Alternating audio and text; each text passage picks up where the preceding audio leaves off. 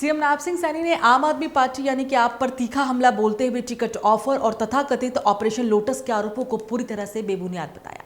उन्होंने कहा कि भाजपा लोकतांत्रिक तरीके से राजनीति करती है और किसी भी दल के नेताओं को तोड़ने या खरीदने की राजनीति में विश्वास नहीं रखती। सीएम सैनी ने कहा कि आम आदमी पार्टी जनता के बीच अपनी गिरती साख को बचाने के लिए इस तरह के आरोप लगाती रहती है। उनके मुताबिक जब भी किसी राज्य में चुनावी माहौल बनता या राजनीतिक दबाव बढ़ता है तो आप ऐसे मुद्दे उठाकर सुर्खियां बटोरने की कोशिश करती है।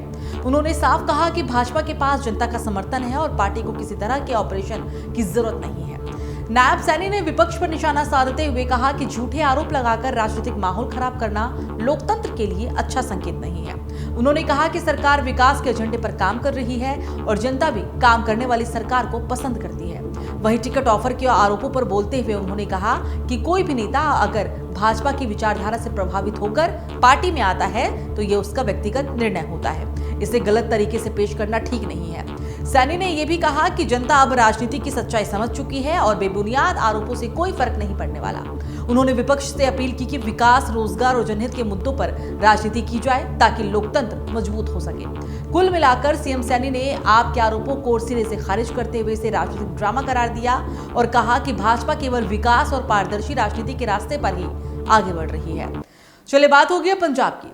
पंजाब के सीएम भगवंत मान की प्रस्तावित यूरोप यात्रा को लेकर एक बार फिर से केंद्र और राज्य सरकार के बीच टकराव की स्थिति सामने आई है।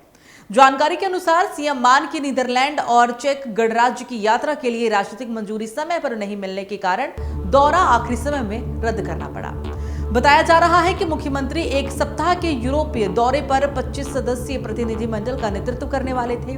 इस टीम में मुख्य सचिव केपी सिन्हा, मुख्यमंत्री के प्रधान सचिव रवि भगत, उद्योग मंत्री संजीव अरोड़ा और उद्योग एवं इन्वेस्ट पंजाब विभाग के अधिकारी शामिल थे। प्रतिनिधिमंडल की उड़ान शनिवार मध्यरात्रि को निर्धारित थी, लेकिन राजनीतिक मंजूरी न मिलने के चलते दौरा स्थगित कर दिया गया। सूत्रों के अनुसार जब तक मंजूरी मिली तब तक यात्रा पहले ही रद्द की जा चुकी थी और नीदरलैंड के साथ चेक गणराज्य में तय बैठकों को भी अचानक निरस्त करना पड़ा था।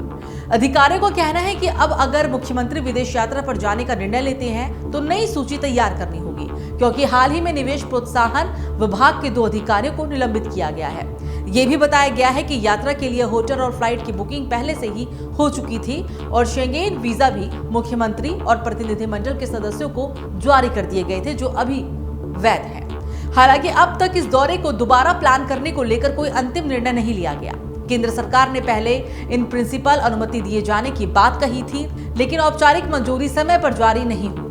पिछले महीने विदेश मंत्रालय ने सीएम मान की यूके और इजराइल यात्रा को भी राजनीतिक मंजूरी देने से इनकार कर दिया था। इस पूरे घटनाक्रम पर मुख्यमंत्री की ओर से फिलहाल कोई आधिकारिक प्रतिक्रिया सामने नहीं आई है।